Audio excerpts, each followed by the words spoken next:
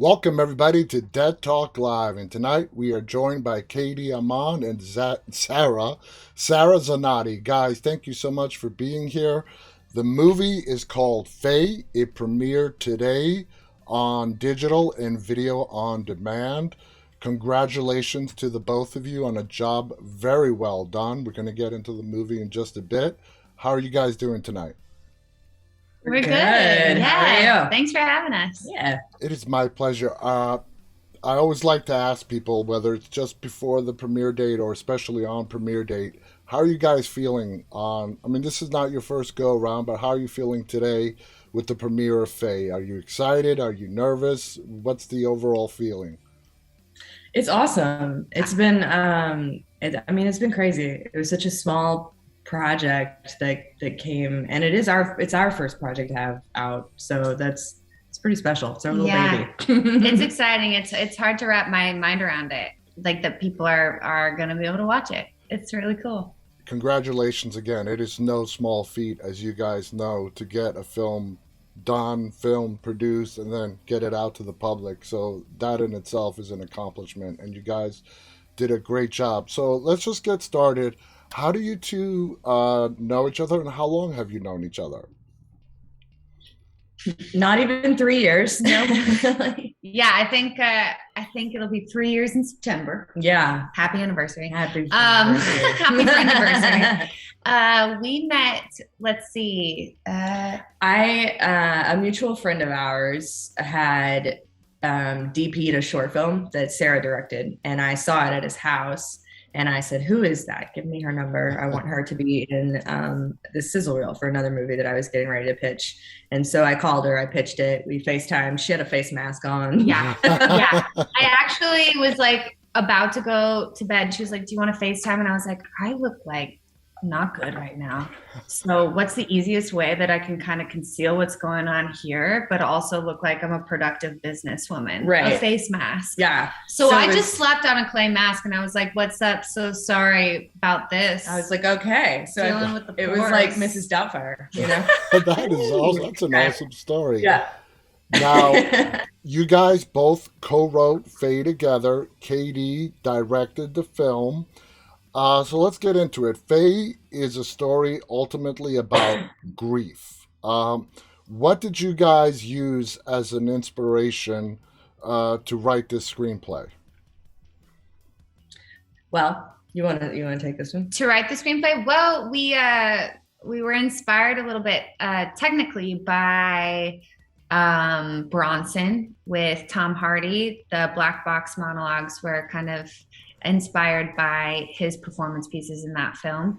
And then we were kind of on a big Duplass brothers kick. We watched Creep, we loved that, and we were kind of inspired by the idea of making a film with minimal resources, just like a camera, a couple of actors, or in our case, one actor and a location.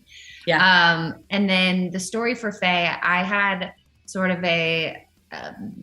I pictured the first scene, told Katie about it. Yeah.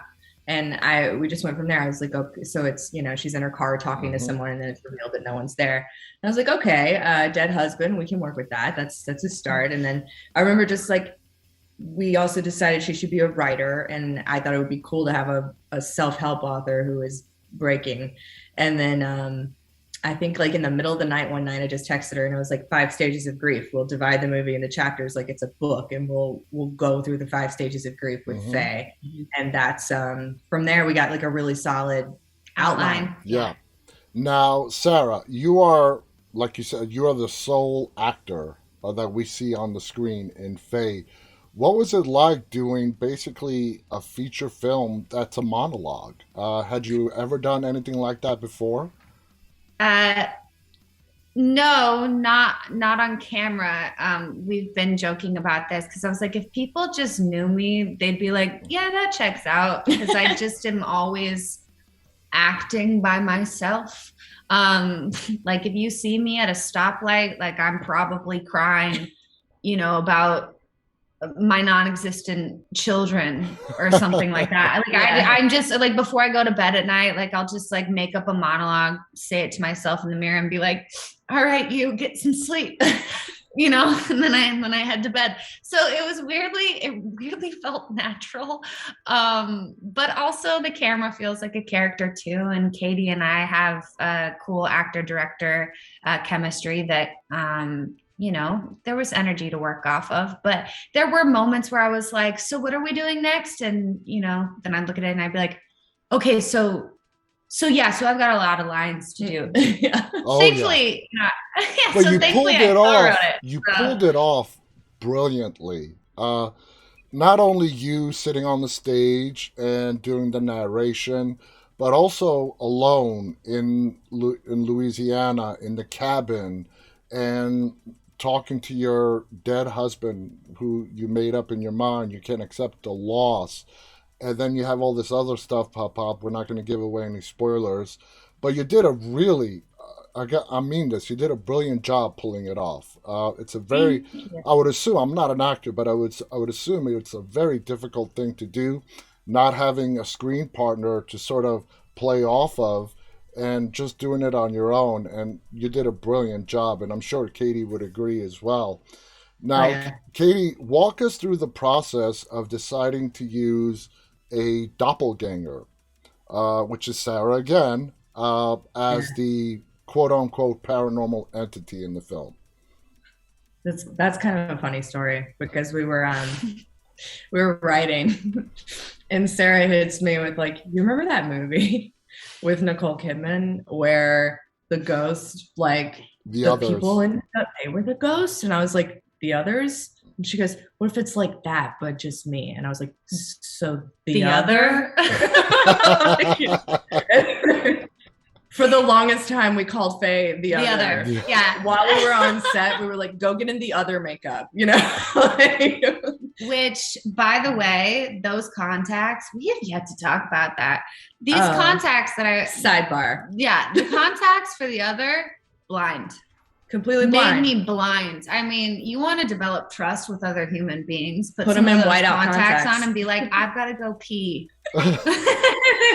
And see who shows like, up. Hold on to my shoulders. Let's go. So finish telling the doppelganger story, and then I want to talk a little bit about the makeup, that Sarah had to go through. So the other, we just decided that it would be cool to kind of personify emotions. Yeah. And was it always natural? Was it always the idea that Sarah would be playing that other, or did you guys ever contemplate bringing in, just another actor to put on the makeup and play it? Well, because she's basically running from her own emotions, I wanted it to look like a, this is a little bit of a spoiler, but a version of what she looked like when she was in that car accident. Yeah. Okay, that definitely comes through. Now, Sarah, having to do the scenes, you dressed as the other. What was it like sitting in the makeup chair? You already told us about the contacts, but have you ever done any kind of horror where you had to have that? Because it looked really good to have that, that elaborate of makeup done to you for a shoot. Not like that. I mean, I've definitely I'd been in one other horror film before that, and I think I didn't have any like special effects makeup in that. Yeah, so no, it was especially the special effects makeup that we had on my arm. Yeah, it was cool. I would just sit there and like be like, so what are you guys doing now? You're making a bone? Okay, it was really cool. Yeah, I don't know what. There was one part at like 1:00 in the morning where I was putting the appliance on your arm. Mm-hmm. Nicole, our lead makeup artist, was doing all the effects with like the glass and the cuts on her face. You were blind with contacts, and then Sarah D, our other camera operator and producer and everything. She was feeding us, hand feeding us while we were all working. Now in the film, Sarah Faye, your character, you have really noticeable scars from the accident that you went through with your husband, along the left side of your face, I think your forearm and whatnot. Katie, this question is directed to you as director of the film. Was that to always just keep the audience reminded of what this character had gone through and the emotions and the stages of grief that she is experiencing? For sure, because I thought it was really important to give her a physical scar, even though she's incredibly like emotionally scarred as well. Yeah. You know, it's always there. It's like she literally can't get away from it. Who did, was it a completely, I just got, this just a random question off the top of my head. Uh, the voice of the publicist, was that you, Katie, or was that somebody else? No, that's my friend Corey English, who Okay. yeah, in the horror community, she was in Holliston for 3 seasons. So with Adam Nice. Green, so that's Okay. that's her little That was just a little shout. bit off top, but I was curious as to who did the voice that we heard as the Yeah. publicist. Now, going to the director side, Katie, how challenging was it for you as a director just having to work with Sarah in front of that camera? Honestly, it was we had just come off of another movie, so we literally like wrapped a movie and then 2 days later drove to Louisiana to make Faye. So we were kind of already in director actor mode. Okay. It was just a different script. And I mean, obviously, Sarah's very good. You just give her the space and let her go, and just, if she needs directions, I would give it to her, but she doesn't need much. It's more like sometimes, and we talked about this a little earlier, like if emotions are running too high, you can't necessarily feel anything. You numb Mm-hmm. out. So there were times when I would be like, no, Sarah, you're actually doing great, so stop stopping, just go. Like, keep going, Stop you know overanalyzing a little bit. yeah. And it was cool because there was also a certain amount of freedom in it. Like, we went into Faye with literally nothing to lose, right? So I knew that I was also going to like jump cut the hell out of this thing, and I knew there was going to be just constant kinetic movement Mm-hmm. on this little gimbal and this phone, and so I would just follow her and I would just be in and out, and it was very cool not having to worry about stepping on B camera or in Yeah. any other light or on another actor, because I was just basically just 360 or 180 at least And on we have Sarah. to It was cool. mention, There's a certain amount of freedom in it. I can imagine. We have to also mention that you did cut this film entirely, so we have to also mention that. That's huge.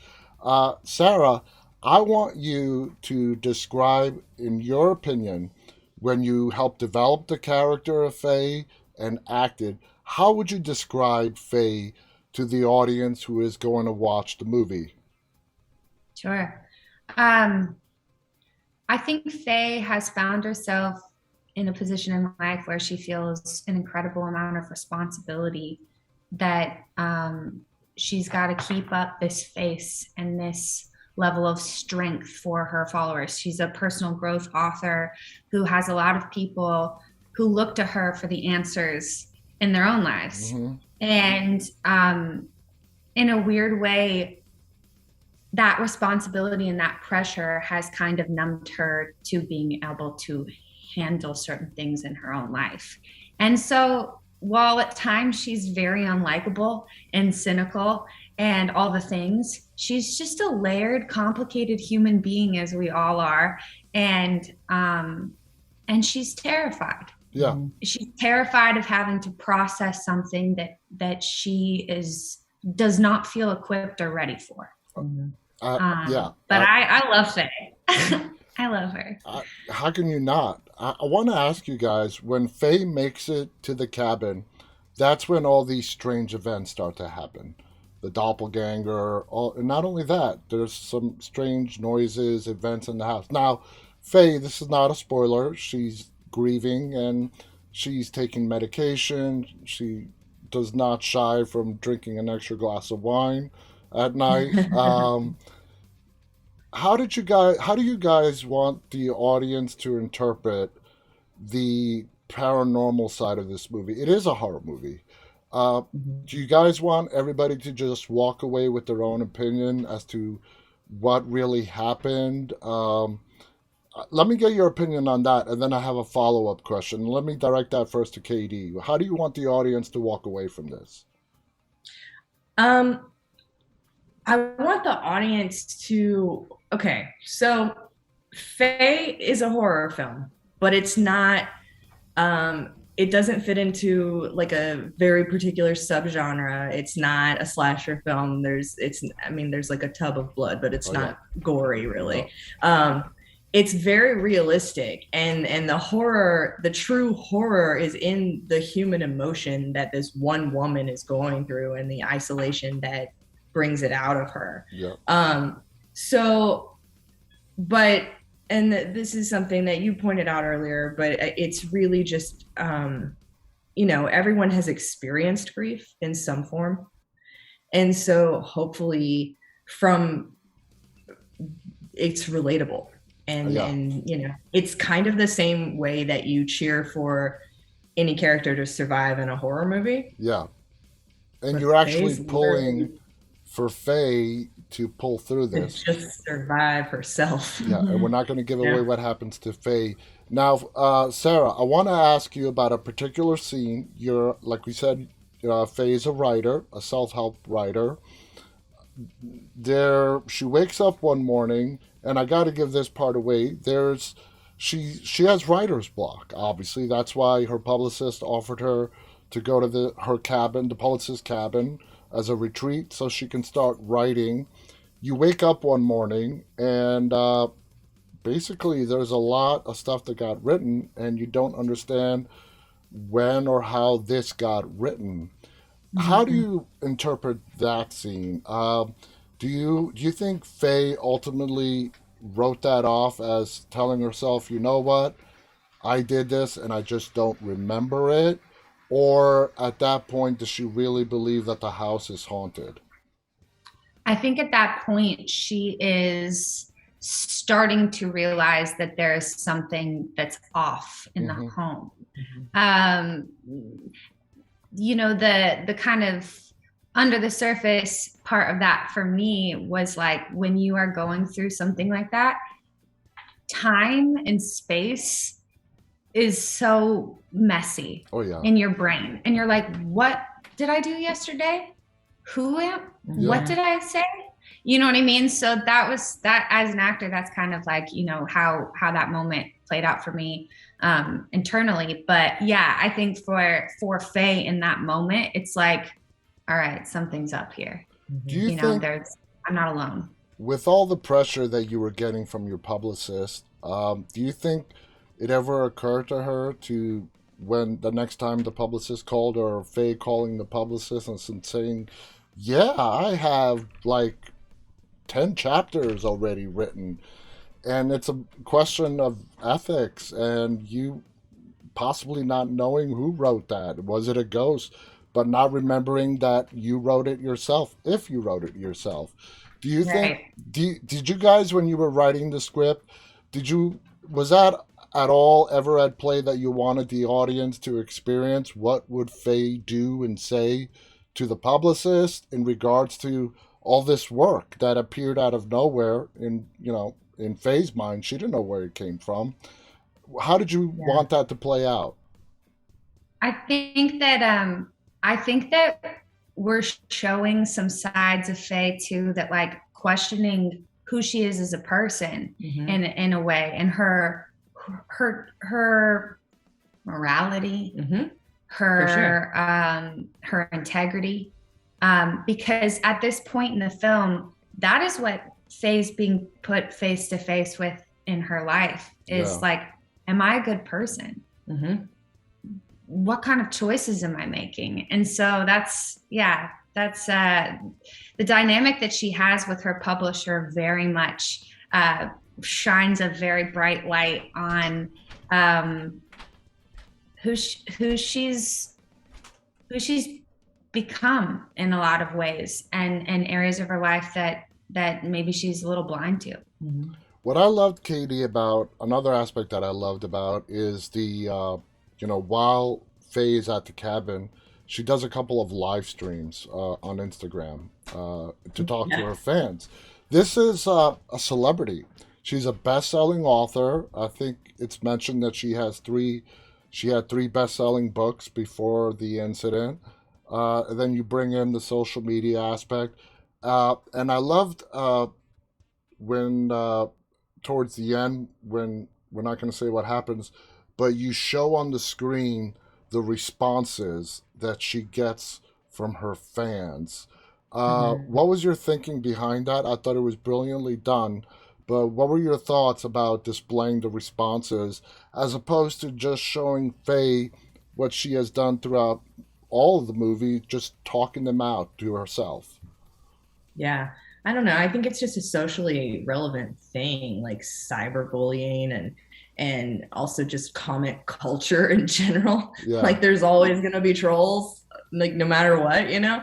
So it's something that as a celebrity, you have to have really thick skin to deal with that kind of thing. But also like they're they're just people and we're all human. And sometimes being that cutting and that cruel to someone might be the thing that sends them over the edge. And yeah, that's horrible, you know? Mm. And I thought just shining light on that is important because I also think that like some of the like more cruel things that people write on the internet or in comment sections is not anything they would ever say to your face, no, you know? no. Mhm. It's the So power of being invisible. It, exactly. yeah, And that's, you know, no one, what we put online is not who we are usually, you no, know? no, So absolutely.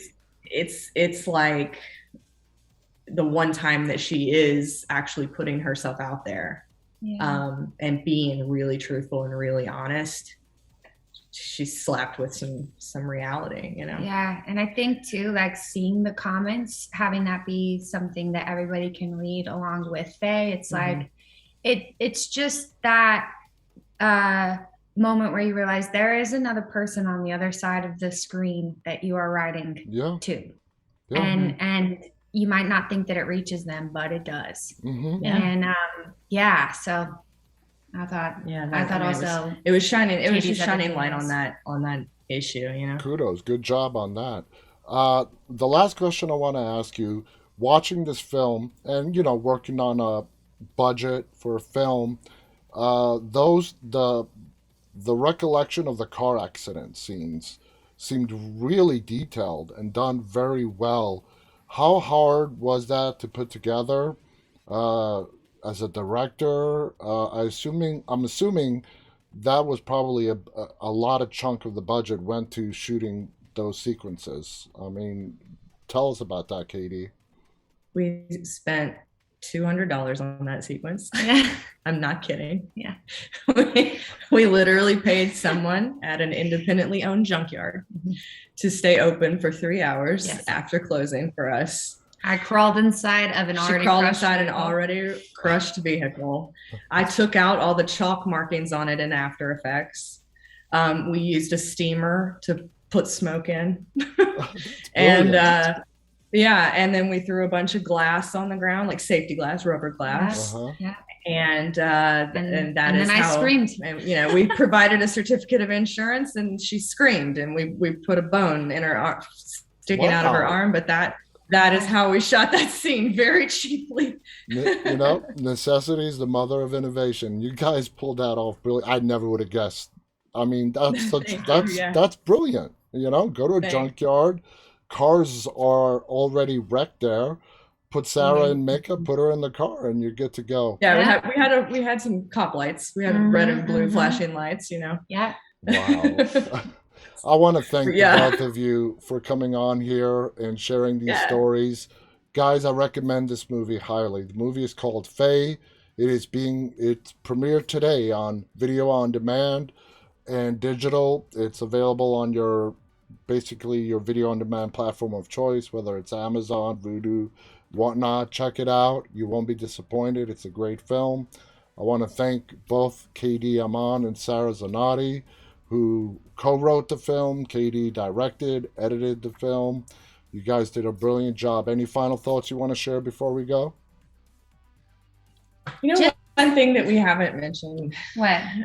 You asked me if I was the voice of the publisher. I'm not. I'm the voice of the mom. Yeah, but my favorite thing, because it really creeps me out, is that Sarah's the voice of her niece.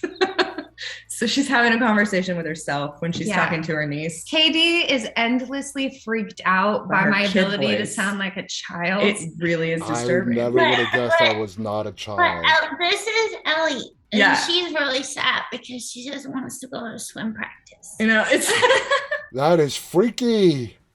right. And you did a great job as the mom. The mom on the phone was the mom on the phone, which was you now that we know, is always very calm, collected. Yeah. When Faye called her in that panic, you're like, calm down, breathe. Yeah. Just like you would expect a parent to react when their adult child is, really freaking the hell out. So great job. Thank you guys so much for being on our show. Guys, check out the movie Faye. On behalf of Katie and Sarah and myself, stay safe and stay walking. Good night, everybody. Bye. Thank you.